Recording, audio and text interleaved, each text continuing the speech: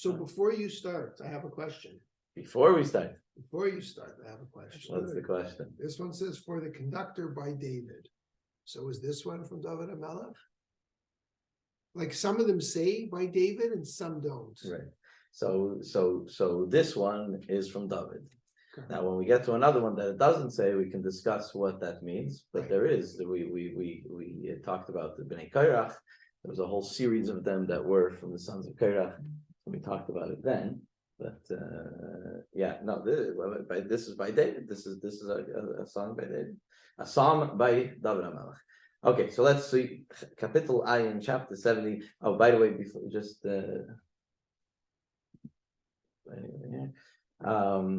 just a note that the next 2 weeks there's no Tehillim class. My brother's wedding, and so next week I have to choose. I can only do one class next week, so I'm going to do JLI next week. It's on Tuesday, and I have to prepare. We're leaving on Wednesday to Florida. When is this week's JLI? On Wednesday. Wednesday. Wednesday. Oh, this week is Wednesday, not tomorrow? Yeah. Wednesday. And then next week is on Tuesday, and then the other classes go back to Wednesday. It's just that my schedule, because I'm leaving that next week Wednesday, I'm leaving for my brother's wedding. And I'm coming back late Monday night. So the next 2 Monday nights, there won't be a Tehillim class. JLI this week is on Wednesday, next week on Tuesday, the week after on Wednesday. So you're leaving this week? Next week, after the Next week, after the bar mitzvah. After the bar mitzvah, yeah.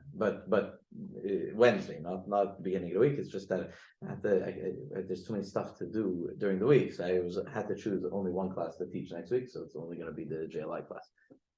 Okay, but we have over here 8 participants online. Okay, so Kapitel Ayin, chapter 70. Lam Natseach, so we're going to go through it with a basic translation, and then we'll go back through it again with a more detailed elaboration. So Lam Natseach for the conductor, LeDavid by David, Lahazkir to remind or to remember, Lahazkir to remind. Oh, he translates here to remind. Okay. Number 2, Elikim Hashem Lahatzileni, to save me. Hashem. Now keep in mind, Elikim and Yud Kevavke, 2 different names of Hashem over here. Le'ezrasi, to my aid, to be my help. Chusha, quickly. Chusha means to do it quickly. Yevaishu, they should be embarrassed. V'yachperu, and they should be disgraced. Mevakshe nafshi, those who want my soul, meaning those who want to kill me. Yisaygu achar, they should fall backwards. V'kolmu, and they should be decimated, they should be destroyed. Chafetz irasi, those who want, where it says humiliated, those who want bad for me, those who want negative things for me, those who wish negativity upon me. Pasuk Dalet number 4, Yashuvu, they should return al ekev, on their heels, right? They should turn back, and they should go back on their heels. Bashtam, in embarrassment, in shame. Ha'imrim ha'ach, those who say aha, laugh or make comments like that. Pasuk 5, Yasisu, I don't know if you saw in the email, if you clicked on the link, singing by the Rebbe, these last 2 verses, Pasuk Hey and Vav, Yasisu v'yismach l'chakom v'vakshech v'yirmasu v'yigdal l'kim ayavei yeshu Ani v'yevya in l'kim chushali yazin v'aldiyata Hashem al piachar. Now this tune existed before they created this niggin. They just put these words to the niggin, these words to the tune, and we're gonna hopefully I'll find a video or an audio every week. But from chapter 70, so when the Rebbe turned 69, right, and it was in 1973, if I remember correctly. It was in the video. It said what year it was. If I remember correctly, it was 1973. So when the Rebbe turned 69, his kapitel became chapter 70, because he went into the 70th year, right? Just like I'm 39, so I'm in my 40th year. I say chapter 40 for myself, right? So you always say that chapter, the year that you're in. So in the year that when the Rebbe turned 69, so he went into the 7th year. So his kapitel was Kapitel Ayin. So they created a niggin with words from this chapter of Tehillim, and going forward, every single chapter going forward until it has a niggin. No, different niggin, each time different. And some years there were multiple niggins. So we're gonna add it to the email every week. Every week when we do the Tehillim class, I'll add, like for example, chapter 71 has actually 4 nigunim. Yeah, so chapter 70, this is the nigun. It's Yasis of Yismachel, and there's many different nigunim, many different words that they've put to this tune, but this is one of them. And the video they sent out, so you could see in the 70s where they sat by the Farbrengen. So that year, since it was the Rebbe's capital, so they sang that nigun by the Rebbe's Farbrengen in between sichos, in between talks.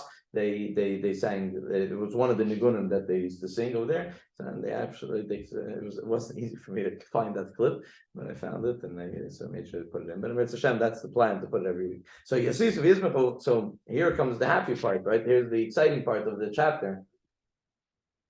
Yasisu, the Yismachol, 2 types of joy. Becha, what's Becha? Capital H, Hashem, in you, or capital Y, in you. Call mevakshecha, anybody who was asking about you, literal translation, anybody who was seeking you out. The Yomru Samid, and they'll always say, Yigdal Alikim, Hashem should be, the great should be Hashem, or exalted should be Hashem. Those who love the deliverance, meaning those who are looking forward and appreciate deliverance from Hashem. Pasuk 6, Vani, Ani Evyen, and I am poor and needy. Ani, Evyen, 2 different names for a poor person. Elikim, Hashem, Chushali, come to me quickly. Ezri, Umefalti, you're my help, you're my deliverer. Ata, you. Hashem, Al Tiachar, Hashem, please don't delay. So that is the chapter. If you saw in the email I wrote that this is also, there's a minhag that if someone's looking for a chapter of Tehillim to say when he's not well, the Pash Begashmis, if someone's not feeling well, if they're going to say it about them, they should say this capital, but they should have someone else in mind. I didn't write that in the email. They should say this capital, that's a minute, but they should also have someone else in mind. It's very important when you daven on behalf of somebody else. Don't always daven only on your behalf. It's very hardy to daven on your own behalf all the time. So you should daven on other people's behalf. But what if you're saying that for somebody else, but what if that other person is well? So there's someone that's not well that needs a capital Tehillim to be said about them. If you need names, I can give you a few. Unfortunately, in my line of work, I hear about a lot of that. So it's a discussion, and we've had discussions. I wouldn't say arguments, but we've had differences of opinion about this idea of davening for yourself and davening for somebody else, especially with regards to the Shemona Esrei. When I sometimes say, I don't need most of those things, I'm lucky. And I find in davening, it's much preferable to daven for somebody else. There's so many people who don't have all the blessings that I have. And your answer usually is, Hashem wants you to ask him for stuff. Right. He wants you to do it. There's both. There's both. Both, I understand. There's both. So I've told you this, and it's one of the most powerful things that I've ever learned when it comes to davening.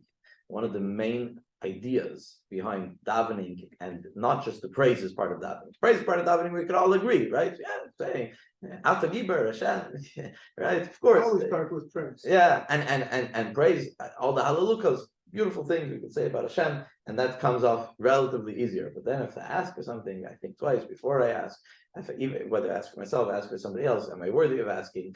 If I ask, what's Hashem going to start making a checklist? We're going to talk about this also in the chapter. Do we deserve, etc., etc. But one of the unique things about davening, is that when we ask, so the sages say this, that when we ask for personal needs, we are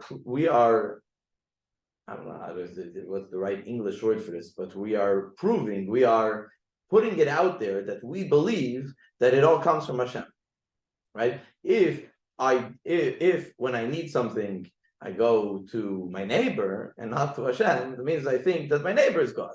My neighbor can fulfill, right? My neighbor could do, right? By the way, one second, just let me finish the thought. So therefore, one of the main concepts, so asking is not so much because I need this. only asking is to prove to myself and to Hashem that I believe that it only comes from you. Right? Not because I need this. What do I need? Do I need das? Do I need do I need to be blessed a good year? I have a good year. Baruch Hashem. Baruch Aleinu Hashanah Zeis. Right? We're having a good year. Everything is good. No, but where does it come from? That blessing comes from Hashem. When we ask only Hashem for something like that, then that's when we recognize that it comes from Hashem. If whenever I need something, I run somewhere else. So that's not what I said. I know it's not what you said, but but the concept of I said, you ask Hashem. Obviously, you know it comes from Hashem. You're not even asking for yourself. You're asking for somebody else. Hashem should do what he did for you for somebody else. By the way, that concept of davening for somebody else is very, very. It's talked about. The sages talk about it. It says, that even if you need something, even if you are in need, you should be davening for somebody else. There's a Chabad singer, his name is Chaim Fogelman. He has a very emotional song. I remember as a kid, hearing it, and I got emotional hearing it as a kid, but he didn't have children for many, many years. And then there was another couple that also didn't have children for many years. And they made a pact that they're not going to daven for themselves. They davened for themselves for many years. It didn't work. They said no, it didn't happen. So they made a pact between each other that they're going to daven for each other. They're not going to daven anymore for themselves. This couple was davening for that one, and that couple was davening for this one. And he has a whole song and story, and ultimately at the end of it, he says that at one point his wife gets pregnant. Ecstatic, he's so happy, and he wants to tell this other couple, but he's afraid to tell them, because if he tells them that they were davening for him and that tefillah worked, but my tefillah didn't work for them, like freaking out. It took them months and months and months. Finally, his wife began showing that she's pregnant, and can't hide it for any longer. And he goes over to his friend and he tells, with tears in his eyes, he tells him that they're expecting a child. And the guy bursts out crying. He says, "We also were, but we didn't know how to tell you."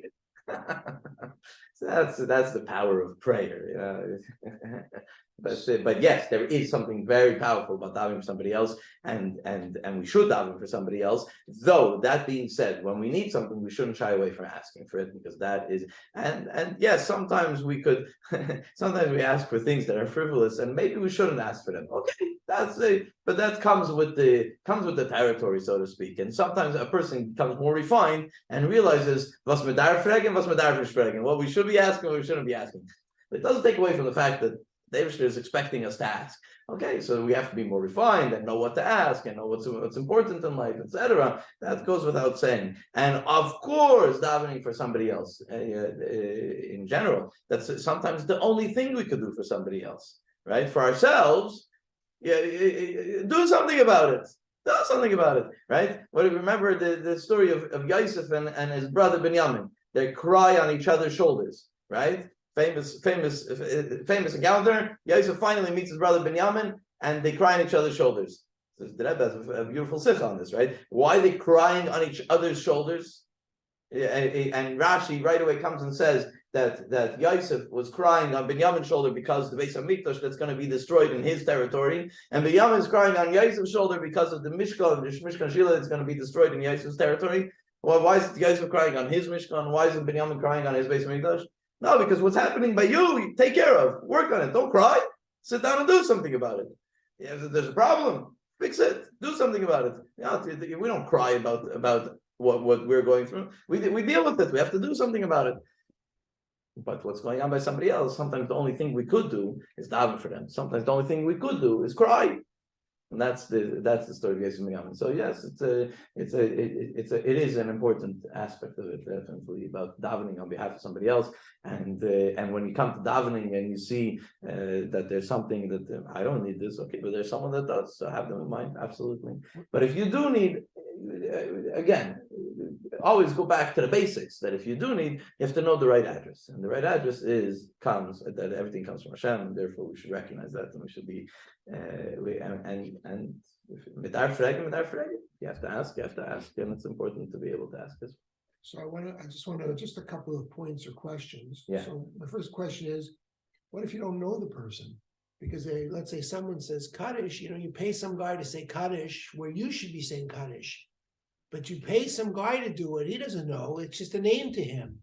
So what is this? Or you're saying a prayer for somebody you don't, if you know the person, I understand, because you know the person's in distress, you know the person's in need, you know the person's not feeling well. But you give me a name of someone who's not feeling well, fine, I go and I pray for him. Or if someone passes away, I say Kaddish for them, but I don't know that person.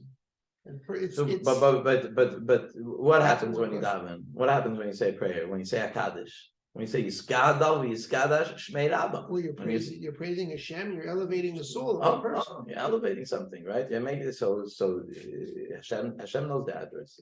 Hashem knows who you're davening on behalf.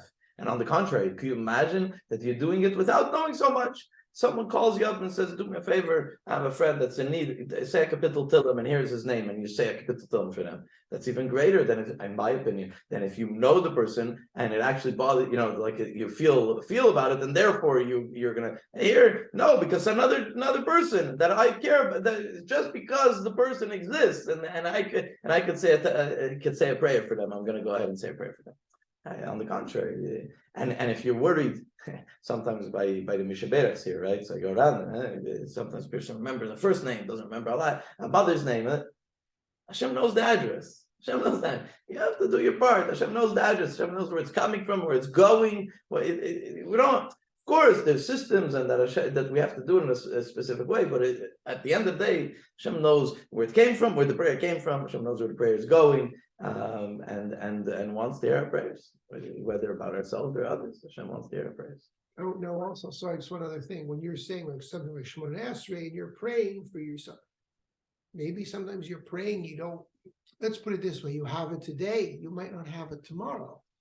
Thank God, you say this year was a good year, but right. Tomorrow you don't know. This year I have Parnasa, but tomorrow I don't know. Yeah.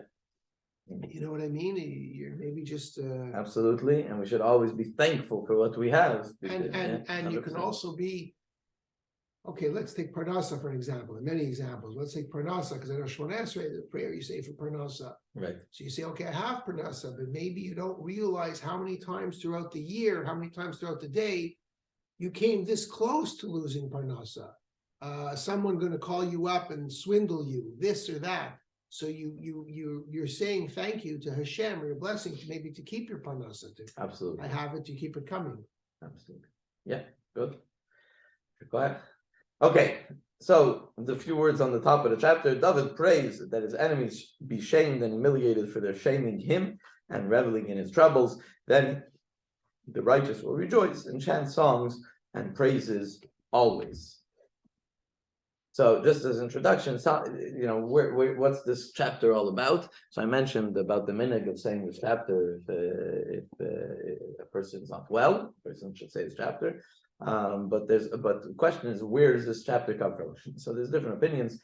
The prevailing opinion was that, like Radak and others that say that it was when David Melech was older and Avshalom tried to unseat him, and that was his troubles that he was dealing with at that point. And basically he's asking Hashem that just as you have been there and helped me in the past, so he's asking Hashem to help him now in the current troubles that he's going through. There's others, but it's a minority opinion that it's earlier, that it's when he was running away from King Saul. There's some that say that that's when it was, and many that say that it's a prophetic song about the time of Galus, about the length of Galus, and asking Hashem to already bring the Geula, bring the redemption. So it could be both, but this idea of not just being about David Melech, but being about the Jewish people, being stopping Galus and asking for Hashem's salvation, meaning asking for a Geula already. It's interesting, the Svarnu, and we're not going to show it verse by verse, but the Svarnu, every verse as talking about a different scenario, something that happened between the first and second temple. So the first and second temple, there was a Galus Bavel called, right? It was called the Babylonian exile, and it was supposed to be for 70 years. So he brings a whole bunch of different commentaries about whole different explanations throughout this chapter, how it's David Melech asking that the second temple should be rebuilt quickly. Chusha, it says twice the word chusha, that hurry, something should be done quickly. So, and also that they shouldn't have to wait the 70 years, it should happen sooner, etc. So that's also another commentary which we're not going to bring up, just as an introduction, that the Svarnu does bring up that this chapter is talking about the Golus Bavel, the Babylonian exile. Okay, and with that, we're going to go into chapter 70, Pasuk 1, with a little bit more explanation. Pasuk 1, Lam Natseach, for the conductor, LeDavid, by David, Lahavskir. So what's this Lahavskir? What does it mean to remind? Who is he reminding? What's he reminding? What's the story over here? Who needs a reminder? And this is only one of 2 chapters in the whole Tehillim that uses this introduction of Lahavskir, to remind. So what's the idea of reminding? Right? What's going on over here? So first of all, Rashi, on a simple level, Rashi says much more than this, but Rashi right away comes and says Lahavskir, to remind. It's a form of prayer, right? To remind, to mention, to say Lahavskir, to always have Hashem's name ready to mention. So Lam Natseach, for the conductor, by David, Lahavskir, to remember, not to forget Hashem, in a form of prayer. So that's Rashi's initial concept, initial idea, which we're going to continue more of Rashi's in a moment. The Meiri says that Lahavskir is that David HaMelech creates this psalm to remind others, to awaken others, to awaken the hearts in by the other Jewish people to turn towards Hashem. So that's also Lahavskir, to remind, to remember, to awaken, all from the same root idea. Also, David HaMelech is saying, remember me now like you remembered me before, right? Lahavskir, Lam Natseach, exactly, LeDavid, by David, Lahavskir, remember, to remind, meaning just like you've been there for me before, like we talked about, according to most commentaries, this is talking about at the time of Avshalom, so Hashem has been there. You can imagine at that time how much David HaMelech relied on Hashem day in, day out for so many years, all throughout his life, and he's getting older. So he said, Lahavskir, to remember me like just like you've remembered me in the past. Okay, that is the different pshat ideas that are brought on this pasuk. But now there's a medrash. And Rashi actually brings this medrash, but it's a medrash Tehillim. It's from the medrash Tehillim, and Rashi brings it, and the medrash says like this.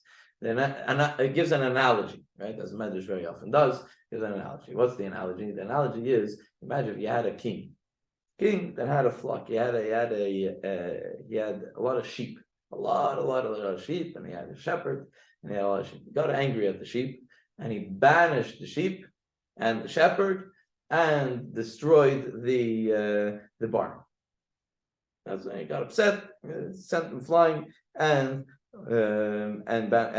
destroyed the barn. And later he had charat, he regretted what he did, and he likes his sheep, etc. So he rebuilds the barn and he invites back all the sheep. And the shepherd comes and says, you built back the barn, you brought back the sheep, but you forgot about me. I have to remind you about me. Right? What about me? You didn't bring me back, right? You didn't mention me. And if you look at the end of the previous chapter, the end that we finished last week, chapter 69, so the last 2 verses was about the ingathering of all the Jewish people to Eretz Yisrael. That when Hashem will bring everybody back to Zion and rebuild the cities of Judah, right? And they're going to settle there. But there's no mention of Melech HaMashiach. There's no mention of Malchus Beis David. There's no mention of the kingship that comes from David. So the next chapter starts, Lam Natseach, LeDavid, Lahavskir. Hashem, what about the shepherd of the Jewish people? What about Mashiach? What about Malchus Beis David? What about the kingship that belongs to the house of David? And that's the way the Medrash says, that's the way the Medrash explains the word Lahavskir. So for those that were in the JLI class, right? So we talk about Medrash, right? You have the simple pshat, Lahavskir, it's to remind on different levels what it means to remind. Comes the Medrash and gives you a whole piddush from one word. That's drush. That's the idea of drush. A whole explanation just from one word. A whole story, a whole idea just from one word. So that's why it says Lahavskir. It's David HaMelech reminding Hashem of him, meaning of the fact that Mashiach is going to come from Malchus Beis David, from the lineage of David HaMelech. That's verse number 1. Pasuk Aleph. Pasuk Beis. Pasuk number 2. Elikim la'atzileni, and Hashem lezros avaya lezrosi. So there's 2 things. There's Elikim and Avaya. There's the name Elikim. There's the name Avaya, and then there's Hatzileni, and then there's Ezer. Hatzileni means to save me. Ezer means to help. right? So these are just to keep in mind. There's two ideas over here. So the Radak says that it's saying the same thing twice. Yeah, it uses different words, but it's really repeating the same thing. And chusha, the idea of hurry, is going on both of them. The David HaMelech is poetically asking Hashem for help and asking that it should happen quickly, chusha, quickly. That's the Radak's approach here. The Al-Sheikh says that he's referring to two different salvations, two different savings that he's going to need. That David HaMelech is going to need right now, at this point when he creates his prayer. At that point, he was in a troubled time, let's say, with the story of Avshalom, the story of his son that was trying to kill him, right? And then also, there's going to be another time when he's going to need Hashem's help. And the Al-Sheikh says, referring to Mashiach. When Mashiach comes, Mashiach ben David also is going to need Hashem's help, and that's what that's what he's referring to. And what's the difference between Atzileni and Ezra? The idea of saving versus helping. So the Al-Sheikh continues and he says that Atzileni, to rescue, to save, to rescue, that's in Midas Hadin. That's like from a judgment perspective. There's different ways that Hashem would deals with us, right? Hashem would deal with us from a judgment perspective, meaning that are you worthy? What's your value? Are you going to get what you need, etc. Well, that's one way. Or Hashem has compassion on us, Rachmanis, as we call it in Hebrew. Hashem is the ultimate one that has compassion, the ultimate compassionate. And so when he says Hatzileni, the Al-Sheikh says, rescue me, that's based on Midas Hadin, that's based on judgment. And when he says Ezra, help, that's my salvation, which is Midas Harafim. He's asking for mercy, and if I'm not worthy, meaning on the level of Midas Hadin, from a perspective of judgment, I might not be worthy. So if I'm not worthy, so then please save me with Rachmanis, with mercy. Ultimately, and this is what's brought down in the commentaries, ultimately, this pasuk represents the idea that David HaMelech knows, and he mentions over and over and over, that his salvation, he knows, only comes from Hashem. Elikim Atzileni, Hashem Lezrasi. There's nothing else that he's not calling out. It's a theme in Tehillim, it's not just over here, but he's not calling out to anybody else. He's not looking for anybody else's help. There's only one thing, so to speak, that can help him. There's only one person or whatever, not person, nothing, but only Hashem could be the one to help David HaMelech or anybody, and that's pasuk beis. That's on a very general idea, just pasuk beis, is that salvation only comes from Hashem and not from anyone else. Pasuk Gimel, number 3. Yevaishu Yachru. So first of all, Yevaishu, you should be ashamed. Yachru, disgraced. Mevakshin Nafshi, there's those who want to kill me. And then there's those Chafetzi Rasi, those who want negativity from me. Negativity. So obviously, someone that wants to kill David HaMelech is a lot worse than just someone that wishes bad, right? Someone mumbles under their breath or thinks in his. Actually, this is not outwardly, according to the Yavetz at least. It's not outwardly; it's inwardly. He has a negative feeling towards David. Inside, he says, "No." In his head, he says, "I wish something bad to David." So this first part of the pasuk is literally wants to kill him, right? So that's Shimi ben Geri. That's the Shimi and the other one. Anyways, the ones that literally that would give over information from him to the King Shaul that would wanted to get him killed. So that's outwardly, and then inwardly, those who want negativity, that wish negativity in their hearts, right? But the Mitzvah says that when they see that they can't get that, meaning that they can't destroy David, what's going to happen?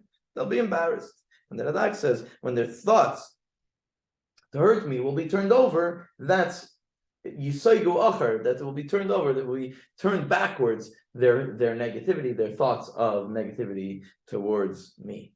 The Al-Sheikh says, it's interesting that if you look at the pasuk, what's he asking?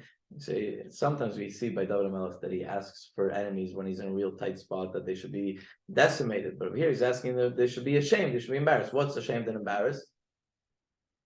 Tshuva, right? I was thinking of this and looking for an example. Previously, he doesn't always wish on his enemies such small punishments is this.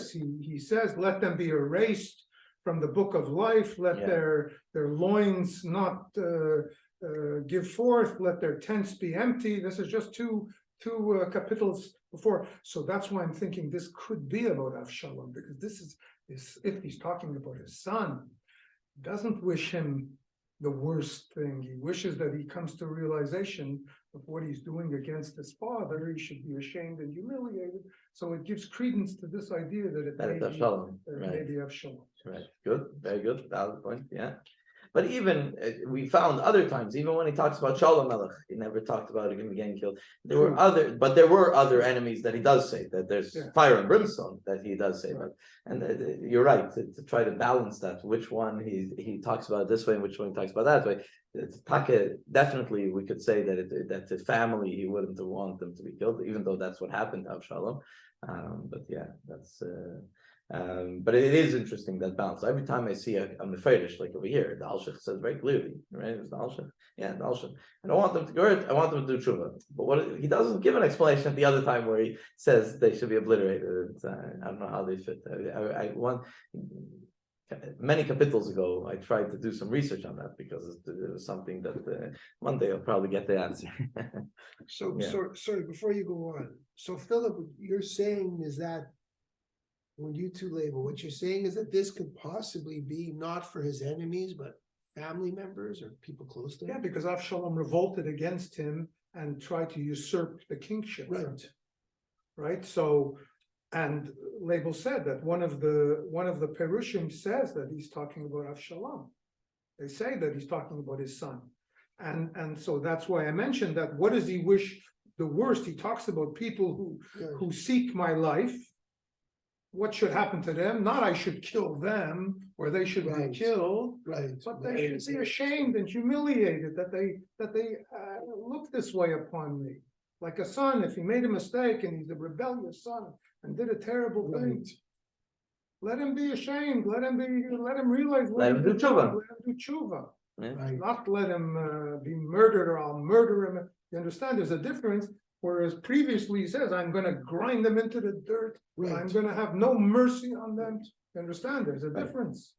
And this whole idea of ashamed, the first step to doing tshuva is recognizing he did something wrong, right? And that's l'chora, seemingly, whenever he mentions shame, so want them to walk around as shame that they cover their face. Shame is when you realize. Shame when they realize, and then they'll want to do tshuva, right? When you realize you did something wrong, so you're gonna be willing to do tshuva. If you never recognize that you did something wrong, you're never ashamed. You're never ashamed of. There are some people out there that never did anything wrong, never ashamed, right? There are some people out there. Not only that, but imagine the shame that David himself felt. His own son wishes to kill him, to take over the kingship. It's a big shanda. That's the kind of son you brought up. Yeah, it's a reflection on the parent. It's a reflection on the parent, of course. Yeah, and he knows that it's because of sins that he committed with Bathsheba, and he's being punished for those things that he did, because the prophet said that Hashem told him, "You will not have peace because of this. You're going to pay for these things. Everybody pays a price for what they do." Yeah. Okay. Pasuk Dalet, Pasuk 4 is a continuation of Pasuk 3, right? So the Pasuk 3 said two categories of those who wanted to kill him, those who wished him bad in their hearts.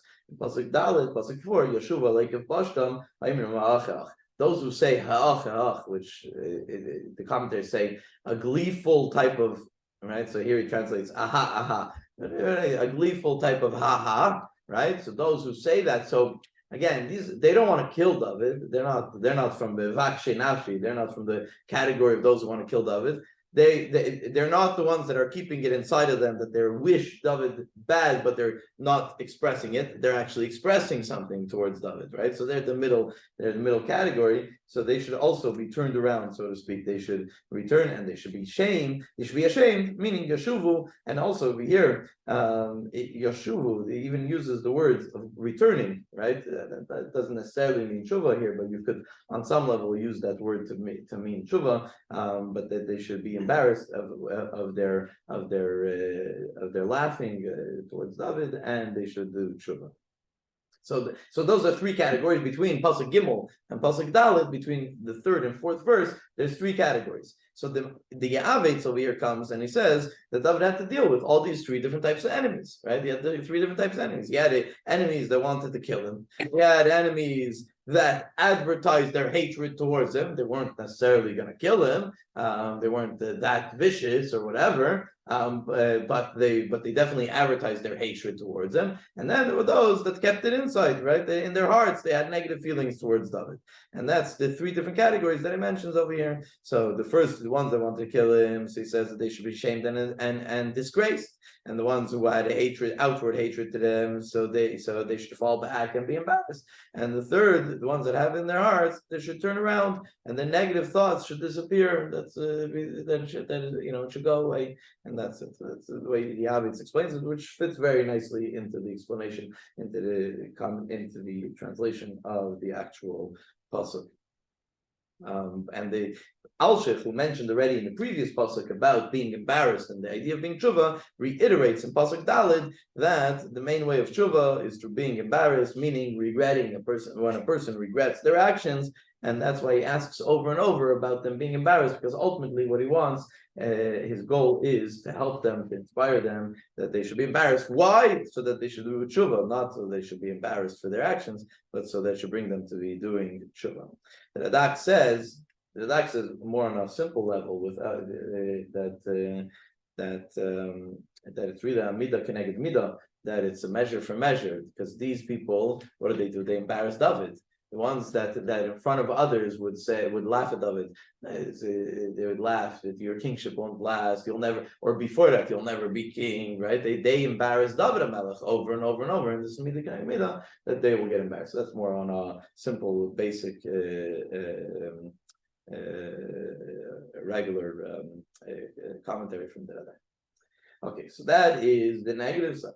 Now, what's going to happen when Hashem brings Taka salvation and brings help for David HaMelech or for the Jewish people? So pasuk, hey, Yasisu v'yizbechu, they'll be joyful.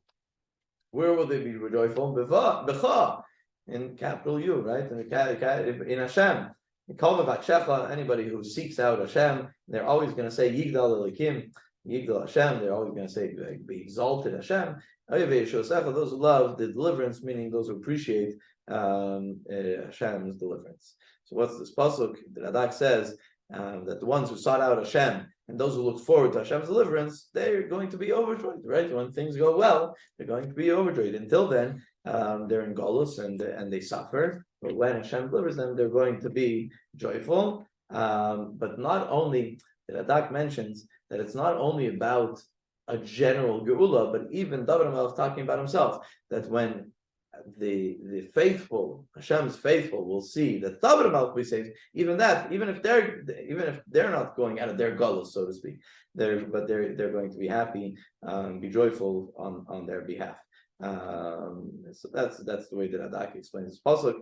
The Alshich says that it's talking about a time of Mashiach. It's not talking about the time of David. David was prophetically talking about a time when Taka, there will be a total deliverance, that the Jewish people will be delivered, and there'll be a total geula. So that's the Alshich says, talking about the time of geula, that they're going to be joyful. And the Alshich continues and says, they're not going to be joyful only for their own enjoyment. Oh, Mashiach came, so I'm going to be able to appreciate this. I'm going to have this. I'm going to be good with this.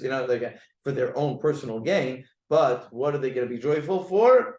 We talked about it before we started the class. They're going to be joyful for Yiskadol Yiskadash, for the elevation of Hashem's name, for the fact that Hashem's name is going to be known throughout the world. That's what's going to bring joy to the Yid. A Jew is happy. Think about it for a moment. When someone says Kaddish, people don't even realize. Some people don't realize. Some people realize very well, but some people don't even realize. When a person saying Kaddish, the rabbi tells them, "Oh, now you're a parent that passed away, so you have to say Kaddish." Okay, so you're saying Kaddish. So, you know what you're saying in Kaddish?